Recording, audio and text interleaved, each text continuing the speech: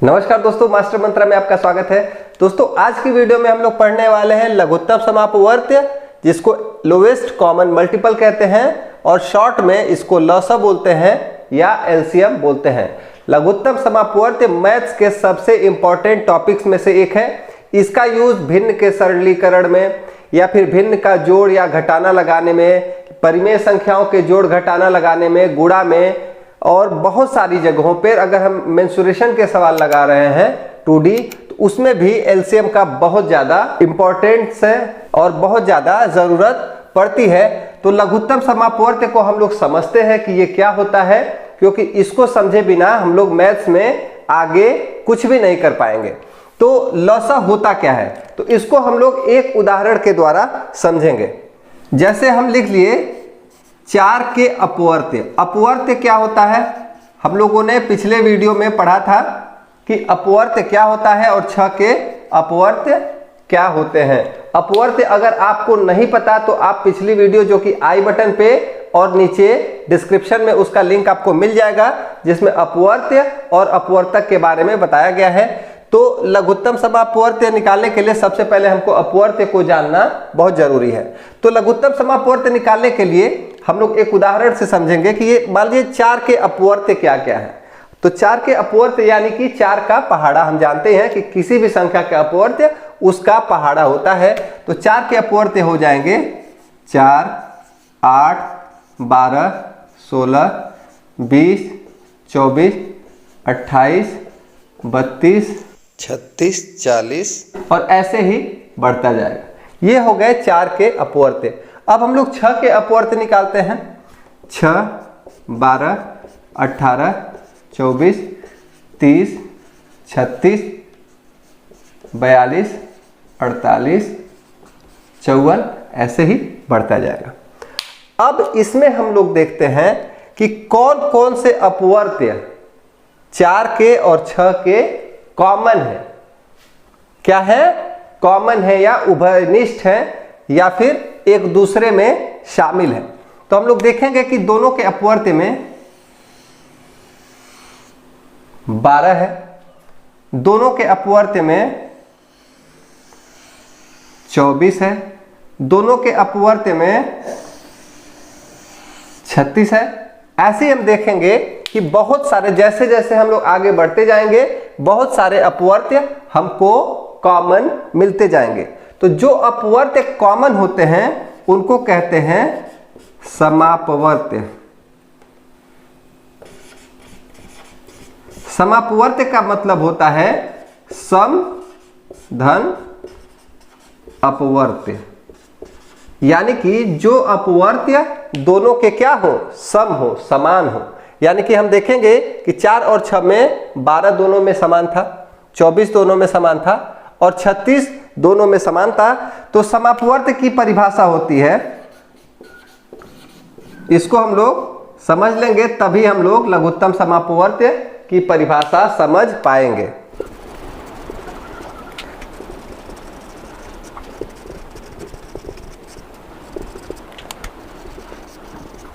तो दोस्तों समापवर्त्य की डेफिनेशन है कि ऐसे अपवर्त्य, यानी कि ये सारे अपवर्त्य हैं, उनमें से ऐसे अपवर्त्य जो दी गई संख्याओं के अपवर्त्यों में शामिल हो। यानी कि जो संख्याएं दी गई हैं उन दोनों के अपवर्त्यों में क्या हो, शामिल हो, उसे समापवर्त्य कहते हैं। यानी कि उसे क्या कहते हैं, समापवर्त्य कहते हैं। हम लोग एक उदाहरण के द्वारा और समापवर्त्य को समझेंगे और वही से हमको लघुत्तम समापवर्त्य का कॉन्सेप्ट समझ में आएगा। तो एक उदाहरण हम लोग और देखते हैं। अगला सवाल है, अगर हमको 3, 4 और 6 का क्या ज्ञात करना है, कुछ समापवर्त्य ज्ञात करने हैं। क्या ज्ञात करने हैं? समापवर्त्य। तो हम सबसे पहले 3 के अपवर्त्य निकालेंगे, फिर 4 के अपवर्त्य निकालेंगे, फिर 6 के अपवर्त्य निकालेंगे और देखेंगे 3 के अपवर्त्य क्या क्या हो सकते हैं। 3, 6, 9, 12, 15, 18, 21, 24, 27, 30, 33 ऐसे ही बहुत सारे अपवर्त्य हो जाएंगे। 4 के अपवर्त्य क्या क्या होंगे? 4, 8, 12, 16, 20, 24, 28, 32, 36, 40 ऐसे ही बहुत सारे अपवर्त्य हो जाएंगे। 6 के अपवर्त्य कौन कौन से हो गए? 6, 12, 18, 24, 30, 36, 42। ठीक, ऐसे ही बहुत सारे अपवर्त्य हो जाएंगे। अब हमको ज्ञात करना है समापवर्त्य। समापवर्त्य का मतलब कि जो अपवर्त्य इन तीनों में कॉमन हो, समान हो, तो उन अपवर्त्य को हमको इसमें से ढूंढ ढूंढ कर निकालना है। तो हम यहां देखेंगे कि सबसे पहले इन सब में 12 कॉमन आ रहा है। तीनों में हमको 12 कॉमन मिल गया। ठीक, अगर हम 33 को और बढ़ा दें तो यहां पर 36 भी आ जाएगा। ठीक है, अब 12 के बाद हम देखेंगे कि यहां पर सब में 24 भी कॉमन मिल रहा है। इसमें हम देखेंगे हम लोग को यहां पर 36 भी कॉमन मिल रहा है। ठीक, तो ये 3 अपवर्त्य हम लोग समापवर्त्य इसमें हम लोगों ने इन तीनों संख्याओं के 3 समापवर्त्य ज्ञात कर लिए। लेकिन अगर हम कहें कि हमको वो समापवर्त्य बताओ जो कि सबसे छोटा हो, सबसे लघु हो, या सबसे जो लघुत्तम इसमें समापवर्त्य हो, यानी कि कई सारे समापवर्त्यों में लघुत्तम कौन सा है? लघुत्तम का मतलब सबसे छोटा। तो हम कह सकते हैं कि 12 इन तीनों का समापवर्त्य है जो कि सबसे क्या है? छोटा है या फिर लघुत्तम है। तो इसी को हम लोग लघुत्तम समापवर्त्य कहते हैं। तो यहां से परिभाषा लघुत्तम समापवर्त्य की कुछ यूं निकल कर आती है।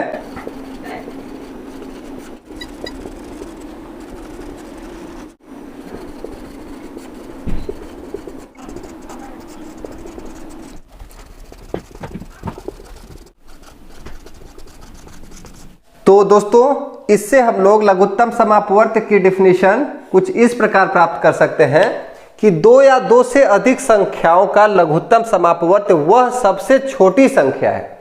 यानी कि 2 या 2 से अधिक संख्याओं का जो लघुत्तम समापवर्त्य निकलेगा वह सबसे छोटी संख्या। कौन सी छोटी संख्या? जो उन संख्याओं से पूरी पूरी विभाजित हो जाए। पूरी पूरी विभाजित का सेंस है कि अपवर्त्य इन तीनों से कौन सी ऐसी संख्या है जो पूरी पूरी विभाजित हो जाए। तो हम देखेंगे कि जितने अपवर्त्य हैं वो इन संख्याओं से पूरे पूरे विभाजित हो जाएंगे। लेकिन वह कौन सी संख्या कॉमन है जो कि तीनों से कट रही है? तो हम देख रहे हैं कि तीनों से 12 कटेगा, तीनों से 24 कटेगा और तीनों से 36 कटेगा। और भी संख्याएं हैं, 48 भी तीनों से कटेगा। लेकिन हम किसकी बात कर रहे हैं कि 2 या 2 से अधिक संख्याओं का लघुत्तम समापवर्त्य छोटी संख्या होती है, सबसे छोटी संख्या होती है जो उन संख्याओं से पूरी पूरी विभाजित हो जाती है। तो उम्मीद करता हूं कि आपको लसक की परिभाषा अच्छे से समझ में आ गई होगी। इसको हम लोग एक लाइन में लिख सकते हैं, दी हुई संख्याओं का सबसे छोटा उभयनिष्ठ अपवर्त्य।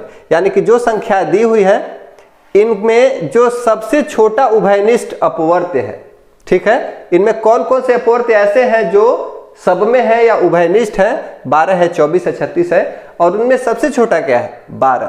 तो 12 को हम लोग लघुत्तम समापवर्त्य या लसक या LCM कह सकते हैं। ठीक है, तो उम्मीद करता हूं कि लसक का कॉन्सेप्ट आपको बहुत अच्छे से समझ में आ गया होगा। तो दोस्तों, अभी हम लोग कुछ संख्याओं के लघुत्तम समापवर्त्य निकालेंगे, जैसे 3, 6 और 12 के। अभी हम लोग लघुत्तम समापवर्त्य निकालने का वही तरीका जानते हैं जिसमें अपवर्त्य लिखकर और हम लोग लसक निकालते हैं। तो 3 के अपवर्त्य हो जाएंगे 3, 6, 9, 12, 15, 18, ऐसे ही बहुत सारे। जैसे पहला कॉमन मिलेगा वही लसक होता है। 6 का हो जाएगा 6, 12, 18, 24, 30, ऐसे ही बहुत सारे। 12 का हो जाएगा 12, 24, 36, 48, ऐसे। ठीक, अब हम लोग देखेंगे कि कौन सा अपवर्त्य तीनों में कॉमन है। हम देखेंगे कि 12 तीनों में कॉमन है और सबसे छोटा भी है, इससे छोटा कोई नहीं है। तो लसक हमारा हो गया 12। तो इससे हमको एक चीज तो पक्का सीखने को मिलती है और ये बहुत ही इंपॉर्टेंट है कि अगर कई सारी संख्याएं दी हुई हैं, 2 या 2 से अधिक संख्याएं दी हुई हैं, लघुत्तम समापवर्त्य कम से कम 2 संख्याओं का निकलता है, अधिक से अधिक कितनी भी संख्याओं का हम लोग निकाल सकते हैं। तो अगर 2 संख्याएं दी हुई है तो जो उनका लॉसा होगा किसी भी संख्या से छोटी नहीं हो सकती, लेकिन जो सबसे बड़ी संख्या है उसके बराबर हो सकती है।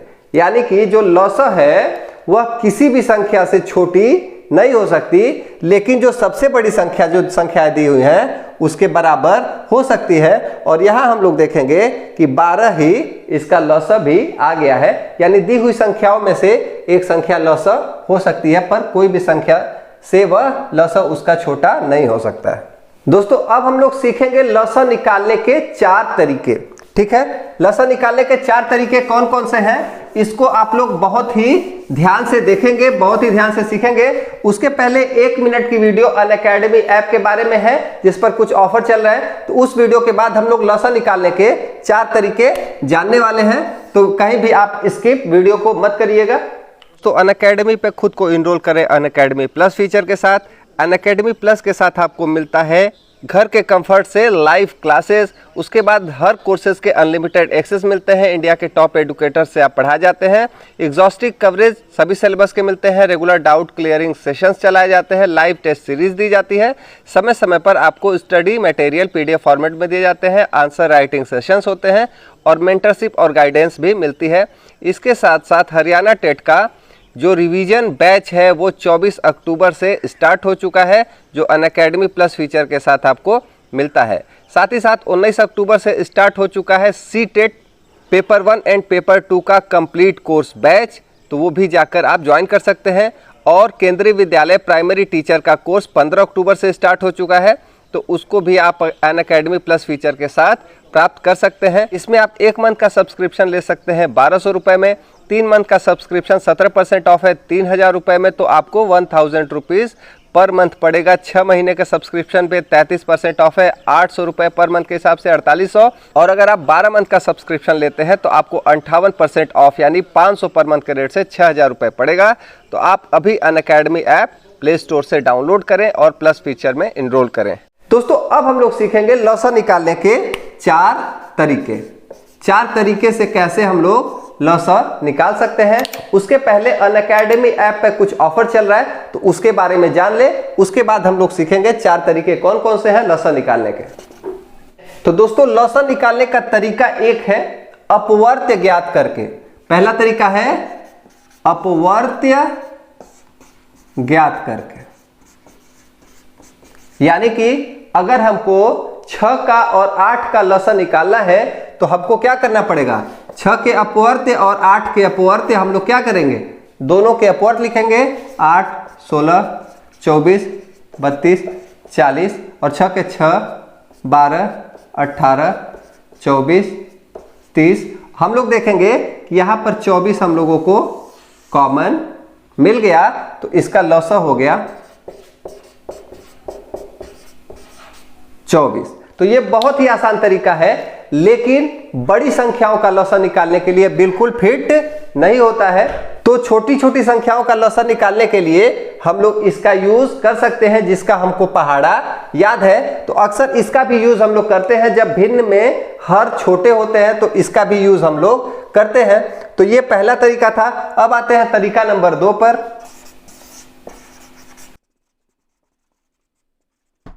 तो लघुत्तम समापवर्त्य निकालने का तरीका नंबर 2 है अभाज्य गुणनखंड द्वारा। यह काफी प्रचलित तरीका है। अब हम लोग जानेंगे अभाज्य गुणनखंड से हम लोग लॉसा कैसे निकालते हैं। अगर हमको 12 का और 18 का लॉसा निकालना हुआ, तो हम लोग 12 और 18 के अभाज्य गुणनखंड प्राप्त करते हैं। अभाज्य गुणनखंड अगर आपको निकालने नहीं आता है, तो पिछली वीडियो में मैंने अभाज्य गुणनखंड के बारे में बात की है। अगर आपने वो वीडियो नहीं देखी है तो आई बटन पर, और उसका लिंक मैंने डिस्क्रिप्शन में दे रखा है, वहां से आप देख सकते हैं। तो 12 के अभाज्य गुणनखंड हो जाएंगे 2 गुणे 3, और 18 के अभाज्य गुणनखंड क्या हो जाएंगे 2 गुणे 3 गुणे 3। तो सबसे पहले हम लोग इसका अभाज्य गुणनखंड ज्ञात कर लेते हैं। अभाज्य गुणनखंड ज्ञात करने के बाद हम लोग जोड़ा बनाते हैं कि कौन कौन सी ऐसी संख्याएं हैं जो कि दोनों में क्या है, या फिर अगर 3 हो तो तीनों में क्या हो, कॉमन हो। तो हम लोग देखेंगे कि यहाँ पर 2 1 कॉमन हमको मिल गया। यहाँ हम लोग देखेंगे कि एक 3 भी हमको कॉमन दोनों में मिल गया और कोई चीज कॉमन नहीं मिल रही है। तो जितनी चीजें कॉमन है या उभयनिष्ठ है उसको एक ही बार हम लोग लिखेंगे। तो इसका लॉसा हो जाएगा, लॉसा हो जाएगा, इस पूरे जोड़े को हम लोग एक ही बार लिखेंगे, 2 गुणे, इस जोड़े को भी एक बार हम लोग लिख लें, 3 गुणे, जितने जोड़े बन रहे हैं उसको पहले लिख लो। अब जितने जोड़े नहीं बने हैं यानी कि ये 2 और ये 3, इसको हम लोग क्रम से लिख लें, 2 गुणे 2 गुणे 3 गुणे 3। तो हमको लौसा प्राप्त हो जाएगा 2 दूनी 4, 4 तिहाई 12, 12 तिहाई 36। तो हमको 12 और 18 का लौसा प्राप्त हुआ 36, यानी वह छोटी से छोटी संख्या 36 है जिसमें 12 से भी भाग चली जाएगी और 18 से भी भाग चली जाएगी। एक उदाहरण के द्वारा हम लोग और समझेंगे कि अभाज्य गुणनखंड के द्वारा हम लोग लौसा कैसे प्राप्त कर सकते हैं, जिससे आपको और ज्यादा क्लियर हो जाए कि हम लोग लौसा निकालते कैसे हैं। अगला सवाल है, हमको 10, 12 और 15 का क्या ज्ञात करना है। 10 का, 12 का और 15 का लौसा हमको ज्ञात करना है। ठीक, तो 10, 12, 15 का लौसा ज्ञात करने के लिए हम लोग क्या करेंगे, 10, 12, 15 का अभाज्य गुणनखंड एक लाइन में ऐसे लिखकर ज्ञात कर लेंगे। 10 का अभाज्य गुणनखंड हो जाएगा 2 गुणे 5, 2 5 10। 12 का हो जाएगा 4 तिहाई 12, यानी कि 2 गुणे 2 गुणे 3। और 15 का हो जाएगा 3 गुणे 5। ठीक, अब इसमें हम लोग देखेंगे कि कौन कौन सी ऐसी संख्याएं हैं जो 2 में या 3 में कॉमन हो। ऐसा नहीं कि जो संख्या तीनों में कॉमन रहेंगी उसे ही लिखेंगे। अगर 4 है, अगर 2 में भी कॉमन मिल रही है तो भी उसको हम लोग जोड़ा बना लेंगे। तो हम लोग देखेंगे कि एक जोड़ा इसका बन रहा है। ठीक, अब हम लोग देखेंगे कि इसमें 5 है, इसमें 5 है, तो एक जोड़ा इसका भी बन गया। ठीक, और यहां पर 3 है, यहां पर 3 है, तो इन दोनों का भी एक जोड़ा बन गया। ठीक, इसको हम लोग कुछ ऐसे लिख लेते हैं, लाइन से लिख लेंगे तो समझ में आएगा। तो इसको हम लोग फिर से ऐसे लिख लेते हैं ताकि आपको समझ में आ जाए। तो 10 का अभाज्य गुणनखंड हो गया 2 गुणे 5, 12 का अभाज्य गुणनखंड हो गया 2 गुणे 2 गुणे 3 और 15 का अभाज्य गुणनखंड हो गया 3 गुणे 5। मैंने बस इधर उधर लिखा है ताकि आपको समझने में आसानी हो। हम देखेंगे कि 10 और 12 में एक जोड़ा 2 का बन गया, तीनों में बन जाता तो और अच्छी बात है, 2 में बनेगा तब भी हम लोग जोड़ा बना लेंगे। हम लोग देखेंगे कि 12 और 15 के गुणनखंड में, अभाज्य गुणनखंड में एक जोड़ा हमको प्राप्त हो जाता है और 10 और 15 में भी एक जोड़ा ऐसे हमको प्राप्त हो जाता है। तो हम लोग लौसा निकालेंगे कैसे। लौसा बराबर, सबसे पहले जितना जोड़ा बना हुआ है उसको हम लोग लिख लेंगे, 2 गुणे 3 गुणे 5 गुणे। अब हम लोग देखेंगे कि एक संख्या ऐसी बची हुई है या जितनी भी संख्याएं ऐसी बची रहेंगी जिनका जोड़ा नहीं बन पाएगा उसको भी हम लोग लास्ट में लिख लेंगे, तो गुणे 2। तो इसको हम लोग अरेंज कर लें, 2 गुणे 2 गुणे 3 गुणे 5 इसका लसा हो जाएगा और इसको हम लोग गुणा करेंगे तो हम लोगों को प्राप्त होगा 2 दूनी 4, 4 तिहाई 12, 12 पच्चे 60। तो इसका लसा हमको प्राप्त हो गया 60। ये था अभाज्य गुणनखंड द्वारा किन्हीं दी हुई संख्याओं का लसा या लघुत्तम समापवर्त्य ज्ञात करने का तरीका। अब हम लोग पढ़ेंगे तीसरा तरीका और वो है भाग विधि द्वारा। इसको हम लोग बहुत ही ध्यान से समझेंगे और अभी तक की वीडियो आपको अच्छी लगी तो वीडियो को अभी लाइक कर दें, चैनल को सब्सक्राइब कर दें।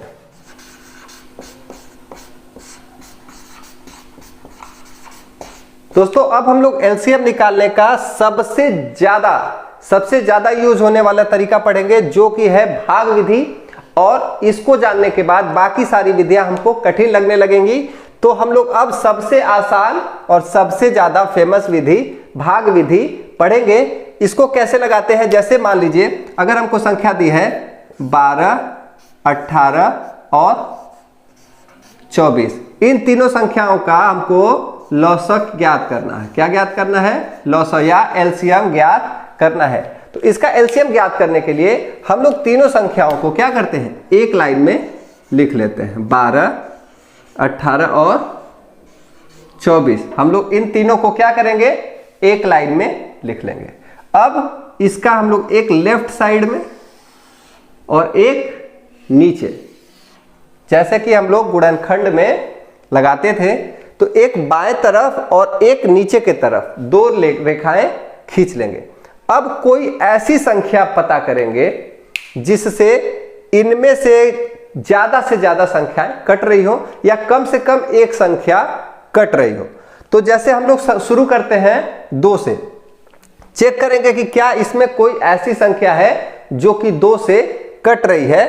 तो हमको पता है कि 12 2 से कट जाएगा, 18 2 से कट जाएगा और 24 2 से कट जाएगा, यानी कि 2 से सभी संख्याएं कट जाएंगी। अगर आपको नहीं पता कि कैसे मुझको देखकर पता चला कि 2 से ये संख्याएं कट जाएंगी, तो आपने इसका मतलब कि अभी विभाज्यता के नियम वाली वीडियो नहीं देखी है। तो अगर वो वीडियो आपने नहीं देखी है तो यहाँ आई बटन पर और नीचे डिस्क्रिप्शन में आपको उसका भी लिंक मिल जाएगा। उस वीडियो को देखने के बाद आप कोई भी संख्या देखकर पता कर सकते हैं ये संख्या 2 से कटेगी कि नहीं कटेगी, 3 से कटेगी कि नहीं कटेगी, या फिर यह किससे कटेगी, सिर्फ उस संख्या को आप देखकर पता कर सकते हैं। तो हम जानते हैं कि 12 2 से कट जाएगा, 18 2 से कट जाएगा, यानी कि यहां हम ये पता करेंगे सबसे पहले कि इनमें दी हुई संख्याओं में से हम 2 से चेक करेंगे कि कौन संख्या कट रही है। अगर 2 से नहीं कटेगा तो 3 से चेक करेंगे, उसके बाद 5 से चेक करेंगे, ऐसे ही चेक करते जाएंगे। तो हम देखेंगे कि 2 से इसमें कई संख्याएं कट रही है, तो 2 से 12 कट जाएगा, यानी कि 2 से 12 में पूरी भाग चली जाएगी। ठीक, तो 2 से 12 में कितनी बार में भाग जाएगी, 12 में भाग दे लेंगे 2 से, तो 6 बार में 12 पूरी कट जाता है। जितनी बार भाग जाती है उसको हम लोग नीचे लिख लेते हैं। ठीक, शेषफल तो बचना नहीं है, क्योंकि पहली शर्त यही है कि पूरी कटनी चाहिए। ठीक, दूसरे नंबर पर है 18, और पहली लिखने के बाद हम लोग कॉमा लगा लेंगे और उसके ठीक नीचे लिखेंगे। दूसरी संख्या है 18। 18 में 2 से भाग जाएगी कि नहीं जाएगी, तो 18 में भी 2 से भाग चली जाएगी। कितनी बार जाएगी, तो 2 9 18, हम जानते हैं कि 9 बार भाग जाएगी। अब 24 में 2 से भाग जाएगी कि नहीं जाएगी, 2 1 कम 2 0 4 2 4, यानी कि 12 दूनी 24, 12 बार भाग जाएगी। तो हम लोग यहां 12 लिख लेंगे। अब देखेंगे कि क्या इसमें कोई ऐसी संख्या है जो 2 से कट रही है, तो हाँ 6 भी कटेगी और 12 भी कटेगी, 9 नहीं कटेगा। तो फिर से हम लोग यहां पर 2 लिख लेंगे। ठीक, भाग जाएगी तो यहां पर 2 लिख लेंगे। अब 2 से भाग देंगे 6 में, 2 तिहाई 6 3, फिर 9 में भाग नहीं जाएगी। अब क्या करेंगे, तो जिस संख्या में इससे भाग नहीं जाएगी, यहां 2 हो कोई भी संख्या हो, भाग नहीं जाएगी, उस संख्या को हम लोग वैसे ही उतार देते हैं। 9 में भाग नहीं जाएगी तो यहां 9 उतार देंगे हम। 6 में भाग चली गई तो 3 लिख दिए, 9 में भाग नहीं गई तो 9 को 9 उतार दिए, और फिर से यहां पर 12 में भाग चली जाएगी 6 बार। अब हम देखेंगे कि कोई संख्या ऐसी है जो 2 से कट रही है, तो हाँ 6 कट जाएगा, फिर से यहां 2 लिखेंगे। अब देखेंगे 3 में भाग नहीं जाएगी 2 से, तो 3 को ऐसे ही उतार देंगे। 9 में भाग नहीं जाएगी तो 9 को ऐसे ही उतार देंगे। 6 में भाग जाएगी 2 तिहाई 6 3 बार, तो ठीक। अब हम देखेंगे कि इसमें किसी में भी 2 से भाग नहीं जा रही है, तो हम लोग क्या करेंगे, अब 2 से भाग नहीं देंगे। अब चेक करेंगे कि क्या कोई संख्या 3 से कट रही है, तो हाँ देखेंगे 3 से कई सारी संख्याएं कट रही है या सब कट रही हैं। तो 3 एक बार में कट गया, फिर 9 में भाग चली जाएगी 3 से, तो 3 3 9। इसीलिए हम लोग वेट कर रहे थे अभी तक कि आगे जब हम ये संख्या बढ़ाएंगे तो कभी ना कभी वो कटेगा। फिर 3 में भाग चली गई, फिर हम देखेंगे कि ये तो 1 हो गया, यहां पर 3 बचा हुआ है और वो 3 से ही कटेगा। तो फिर से हम लोग 1 1 इस 3 में भाग जाएगा, इस 1 में भाग नहीं जाएगा तो 1 को ऐसे उतार देंगे, इस 1 में भाग नहीं जाएगा तो इस 1 को भी ऐसे ही उतार देंगे। तो यहां जब लास्ट में सभी 1 बच जाए तो यानी कि हमारा ये प्रोसेस खत्म हो चुका है। अब हमको लसा ज्ञात करना है, और इसके बाद आप देखेंगे कि लसा निकालना कितना आसान हो गया है। तो यहां हम लोग अब लिखेंगे लसा बराबर, ये जितनी बाएं तरफ संख्या लिखी है इन सबका हमको गुणा कर देना है। 2 गुणे 2 गुणे 2 गुणे 3 गुणे 3। ठीक, 2 गुणे 2 गुणे 2 गुणे 3 गुणे 3, ये जितनी संख्याएं लिखी थी इन सब का हमने गुणा कर दिया और ये हो जाएगा लसर। 2 दूनी 4, 4 दूनी 8, 8 तिरिके 24 और 24 दिया 72। ठीक, तो हमको 12, 18 और 24 का भाग विधि द्वारा लसर निकालना आ गया और लसर निकालने पर हमको प्राप्त हुआ 72। एक उदाहरण के द्वारा हम लोग और समझेंगे और इसके बाद हम लोग देखेंगे कि हम लोग सिर्फ संख्याओं को देखकर ही कैसे उसका लसर बता सकते हैं। तो एक उदाहरण के द्वारा हम लोग और समझते हैं भाग विधि द्वारा कि लसर कैसे निकालते हैं। दोस्तों अगला सवाल है कि हमको लसर ज्ञात करना है। लसर ज्ञात करना है किसका? 14, 21 और 28 का। अगर इन तीनों संख्याओं का हमको लसर ज्ञात करना है तो हम कैसे ज्ञात करेंगे भाग विधि द्वारा? तो हम लोग 14, 21 और 28 को लिखकर लाइन से कॉमा लगाकर बीच में और एक रेखा बाएं तरफ और एक रेखा नीचे ऐसे खींच दिए। अब देखेंगे क्या कोई संख्या 2 से कट रही है। 14 भी 2 से कट जाएगा, 28 भी 2 से कट जाएगा। ठीक, 2 से भाग दिया, 14 कटेगा 7 बार में, 21 2 से नहीं कटेगा तो 21 को हम लोग ऐसे ही 21 उतार देंगे और 28 कटेगा 14 बार में। अब हम लोग देखेंगे क्या कोई संख्या अब भी 2 से कट रही है। तो हाँ, 14 अब भी 2 से कट जाएगा तो फिर से हम लोग 2 लिखेंगे।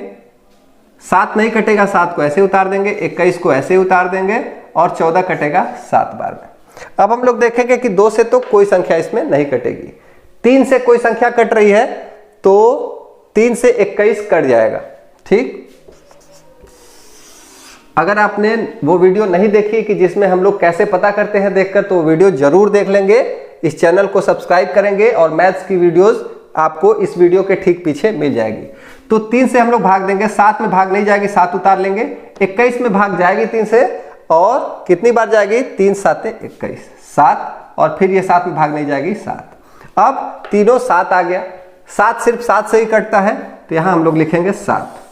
7 एकम 7, 7 एकम 7, 7 एकम 7। यहां हम लोग देखते हैं कि लास्ट में जब सारे 1 आ जाते हैं तो हम लोग ये प्रोसेस रोक देते हैं और वहां हमको लसर प्राप्त हो जाता है। तो लसर हो गया हमारा 2 गुणे 2 गुणे 3 गुणे 7। ठीक है, 2 दूनी 4, 4 तिहाई 12 और 12 सत्ते 84। तो 12 सत्ते हमको 84 लसर प्राप्त हो गया।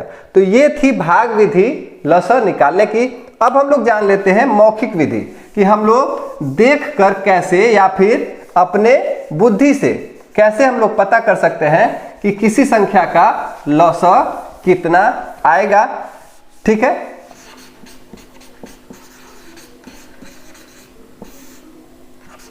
मौखिक तरीके में क्या करते हैं, जैसे मान लो हमारे पास हो गया 6 और 8। ठीक है, 2 छोटी छोटी संख्या है 6 और 8। इसका हमको लसर ज्ञात करना है। तो हम लोग 6 का पहाड़ा पढ़ेंगे और 8 का पहाड़ा पढ़ेंगे। हमको कोई कॉपी पेन नहीं छूना है। 6 का पहाड़ा पढ़ेंगे और देखेंगे कि क्या कोई ऐसी संख्या आ रही है, 6 कम 6, 6 दूनी 12, 6 तिरी 18, 6 चौके 24, 6 पचे 30। मान लो 5 तक पढ़ लिया। ठीक, अब हम लोग 8 का भी पहाड़ा पढ़ेंगे और देखेंगे इसमें से कोई आया तो नहीं है। जैसे 6 कम 6, 6 दूनी 12, 6 तिरी 18, 6 चौके 24, फिर 8 एकम 8, 8 दूनी 16, 8 तिरी के 24। यानी कि 24 क्या है, 6 के पहाड़े में भी आ गया और 8 के पहाड़े में भी आ गया। तो हम तुरंत जान जाएंगे कि इसका लसर तो 24 होगा। अगर हम बात करें 3 की और 4 की, तो 3 और 4 का लसर निकालना है तो हम जानते हैं कि 3 एकम 3, 3 दूनी 6, 3 त्रिक 9, 3 चौके 12 और 4 एकम 4, 4 दूनी 8, 4 तिहाई 12। यानी कि 12 वह संख्या है जो 3 से भी कट रही है और 4 से भी कट रही है और सबसे छोटी यानी पहली संख्या। इसमें 24 6 से भी कट रही थी और 8 से भी कट रही थी। तो हम लोग मौखिक तरीके से भी अगर हमको 12 का और 15 का लसर निकालना हो तो हम लोग मौखिक तरीके से भी इसको प्राप्त कर सकते हैं कि अगर 12 का और 15 का लसर निकालना हो तो 12 कम 12, 12 दूनी 24, 12 तिहाई 36, 12 चौके 48, 12 पचे 60 और 15 कम 15, 15 30, 15 45, 15 चौके 60। ऐसे ही 12 और 10 का निकालना हो तो हम जानते हैं कि अगर 12 का पहाड़ा पढ़ते जाएंगे और जहां अंत में 0 आ जाएगा वह संख्या 10 से पक्की कट जाएगी। जैसे 12 पचे 60 तो 10 से भी कट जाएगी। तो 12 और 10 का लसर हो गया 60। ठीक है, 12 और 15 का भी लसर हो गया 60, तो हम लोग मौखिक तरीके से भी लसा ज्ञात कर सकते हैं। तो ये था लसा ज्ञात करने का कुछ तरीका। अब हम लोग कुछ प्रश्न देख लेते हैं कि अगर लसा पर बने हुए कुछ प्रश्न आ जाते हैं तो दो प्रश्न हम लोग समझेंगे, तो उनको हम लोग कैसे हल करेंगे। तो दोस्तों अब हम लोग लघुत्तम समापवर्त्य पे बेस्ड दो क्वेश्चंस लगाएंगे। पहला क्वेश्चन है, वह छोटी से छोटी संख्या ज्ञात करो जो 10, 12 और 15 से पूरी विभाजित हो जाए। और अगला प्रश्न है, 3 घंटियां क्रमशः 8, 12 और 15 सेकेंड पर बजती है। यानी 3 घंटियां हैं तो पहली घंटी 8 सेकेंड के बाद टन से बजती है, दूसरी घंटी जो है 12 सेकेंड के बाद टन से, हर 12 सेकेंड के बाद टन से बजती है, और ऐसी तीसरी हर 15 सेकेंड के बाद टन से बजती है। तो कम से कम कितने सेकेंडों के बाद तीनों घंटियां एक साथ बजेंगी। तो ऐसे प्रश्नों को हम लोग कैसे समझेंगे कि इसको करना क्या है, इसमें लघुत्तम समापवर्त्य निकालना है कि नहीं निकालना है, और कैसे पता कि लघुत्तम समापवर्त्य ही निकालना है। तो इन संख्याओं को, इन प्रश्नों को हम लोग समझते हैं कि कैसे ये सॉल्व होंगे। तो हमको पहले प्रश्न पर हम लोग आते हैं। पहला प्रश्न है, वह छोटी से छोटी संख्या ज्ञात करो जो 10, 12 और 15 से पूरी विभाजित हो जाए। तो ये तो साफ स्पष्ट होता है कि ये लघुत्तम समापवर्त्य का प्रश्न है, क्योंकि लघुत्तम समापवर्त्य का मतलब ही होता है कि वह छोटी से छोटी संख्या जो दी हुई संख्याओं से पूरी विभाजित हो जाए। तो हम लोग क्या करेंगे, 10, 12 और 15 का लसा ज्ञात कर लेंगे फटाक से, और वह छोटी से छोटी संख्या हो जाएगी वही जो संख्या हमको लसा प्राप्त होगा। तो जल्दी से हम इसका लसा ज्ञात कर लेते हैं। तो एक लाइन हम लोग नीचे खींच लिए, एक लाइन बाएं तरफ, 2 यहां लिखे 5 बार में कटेगा, 12 कटेगा 6 बार में, और 15 नहीं कटेगा तो 15 को ऐसे ही उतार लेंगे। फिर से 6 2 से कट जाएगा, फिर यहां 2 लिखेंगे, 5, 3 और 15। अब देखेंगे कि कोई ऐसी संख्या 2 से नहीं कट रही है, 3 से चेक करेंगे, 3 से ये 3 कटेगा तो 5 नहीं कटेगा, 5 को ऐसे उतार लिया, 3 एक बार में कटेगा, 15 5 बार में कटेगा। अब कोई संख्या 3 से भी नहीं कटेगी, अब जो भी कटेंगी 5 से कटेंगी, 5 से 5 कटा एक बार में, 1 नहीं कटेगा, 1 को ऐसे 1 उतार लेंगे, और फिर ये 1, हर जगह 3 आ गया। तो इसका लसा हो गया 2 गुणे 2 गुणे 3 गुणे 5, यानी कि 2 दूनी 4, 4 तिहाई 12, 12 पचे 60। तो हमारी जो अभीष्ट संख्या है, यानी कि वह संख्या 60 होगी जो कि 10, 12 और 15 से पूरी विभाजित हो जाए। तो अगर हम इसको लिखना चाहें कि अभीष्ट संख्या बराबर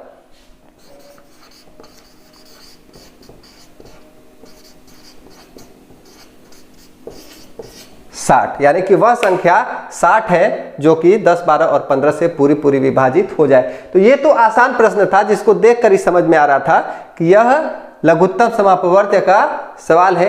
लेकिन अगले सवाल में है कि 3 घंटियां क्रमशः 8 सेकेंड, 12 सेकेंड और 15 सेकेंड पर बजती है। कम से कम कितने सेकेंडों के बाद तीनों घंटियां एक साथ बजेंगी। तो इसको हम लोग एक कॉन्सेप्ट से समझेंगे कि ये किसका सवाल है। पहली घंटी कितने सेकेंड पर बजती है, तो मान लो अगर एक साथ अभी बजे आगे, अगर पहली घंटी 8 सेकेंड पर बजी, उसके बाद बजेगी, ये घंटी नंबर 1 है, ये घंटी नंबर 2 है, ये घंटी नंबर 3 है। पहली घंटी बजी 8 सेकेंड पे, फिर उसके बाद वो बजेगी 16 सेकेंड पे, फिर 24, फिर 32, फिर 40। ठीक, दूसरी घंटी बजेगी कितने सेकेंड पे, 12, 24, 36, 48, 60, ऐसे ही बजती रहेगी। और तीसरी घंटी बजेगी 15, 30, 45, 60, 75, ऐसे ही ये भी बजती रहेगी। तो 3 घंटियां इतने सेकंड पर बजती है। कम से कम कितने सेकंडों के बाद तीनों घंटियां एक साथ बजेंगी। पहली घंटी 0 से 8 सेकंड पर बजी, फिर 16 सेकंड पर बजी, फिर 24 सेकंड पर बजी, फिर 32 सेकंड पर, दूसरी 12 सेकंड पे, 24 सेकंड पर। तो कोई ऐसा कॉमन पॉइंट होगा जिस पॉइंट पर, मान लो इन दोनों की अगर हम बात करें, तो पहली घंटी 24 सेकंड पर बजी थी और दूसरी वाली घंटी भी 24 सेकंड पर बजी थी, लेकिन तीसरी घंटी 24 सेकंड पर नहीं बजी थी। तो हमको तीसरी घंटी का भी पता करना है। तो ऐसे या तो हम आगे बढ़ते जाएं तो कहीं ना कहीं कॉमन मिलेगा, या फिर हम लोग दूसरे तरीके से, या तो गुणनखंड विधि से या भाग विधि से हम लोग ये लघुत्तम समापवर्त्य निकालेंगे। ये मैं हल नहीं कर रहा था, मैं यहाँ पर आपको सिर्फ समझाने की कोशिश कर रहा था कि इसी प्रकार हम लोग पता लगा लेंगे कि ये वास्तव में लघुत्तम समापवर्त्य का ही सवाल है। तो दूसरी चीज कि अगर हमारे पास अपवर्त्य विधि थी तो भाग विधि की जरूरत क्यों पड़ी, और मैंने क्यों कहा था कि भाग विधि ही सबसे फेमस है जबकि अपवर्त्य विधि हमको काफी आसान लग रहा था। तो इसी वजह से जब बड़ा लसा आता है तो हमको भाग विधि की जरूरत पड़ जाती है। तो हम इन तीनों का लसा निकाल लेंगे, तो 8, 12 और 15 का लसा निकाल लेंगे। हम देखेंगे कि 2 से कटेगा 4, फिर ये 6 और 15, फिर 2 से कटेगा 2 दूनी 4, 2 तिहाई 6, 15, फिर 2 से 2 1 कम 2 3 15, 3 और 15 में भाग नहीं जाएगा। फिर 3 से कटेगा 1 1 5 और फिर 5 से कटेगा 1 1 1, यानी कि हमारा लसा हो गया, लसा हो जाएगा 2 गुणे 2 गुणे 2 गुणे 3 गुणे 5, यानी कि 2 दूनी 4, 4 दूनी 8, 8 तरीके 24 और 24 बचे 120, यानी कि हमारा लसा हो गया 120। तो इसका हल हम लोग लिख देंगे, तो इसका हल हो जाएगा, हल लिख देंगे कि तीनों घंटियां एक साथ 120 सेकेंड 120 सेकेंडों के बाद बजेंगे। 120 सेकेंड के बाद वो 240 सेकेंड बाद फिर बजेंगी, लेकिन इसमें पूछा था कि कम से कम, यानी पहली बार वो 120 सेकेंडों के बाद बजेंगी और 120 सेकेंड यानी कि 2 मिनट, यानी कि 2 मिनट बाद वह एक साथ बजेंगी। तो ये था दोनों प्रश्नों का हल जिसको हम लोगों ने समझकर लगाया। तो उम्मीद करता हूं ये वीडियो आपको समझ में आई होगी और ये चैप्टर आपको समझ में आया होगा। तो वीडियो अच्छी लगी तो अभी लाइक करें और चैनल पर नए हैं तो चैनल को सब्सक्राइब करें, क्योंकि ऐसे ही चैप्टर्स और आगे के मैथ्स के सभी चैप्टर के वीडियो हम इस चैनल पर लाते रहेंगे। तो चैनल को अभी सब्सक्राइब करें, और अगर आपको कोई चीज नहीं समझ में आई तो आप नीचे कमेंट बॉक्स में कमेंट करें, मैं उसका जवाब जरूर दूंगा। और आपको ये वीडियो अच्छी लगी तो भी कमेंट बॉक्स में प्लीज बताएं कि वीडियो आपको कैसी लगी, और अनअकैडमी ऐप डाउनलोड करें। मिलते हैं अगले वीडियो में, तब तक अपना ख्याल रखें। Bye bye, thank you.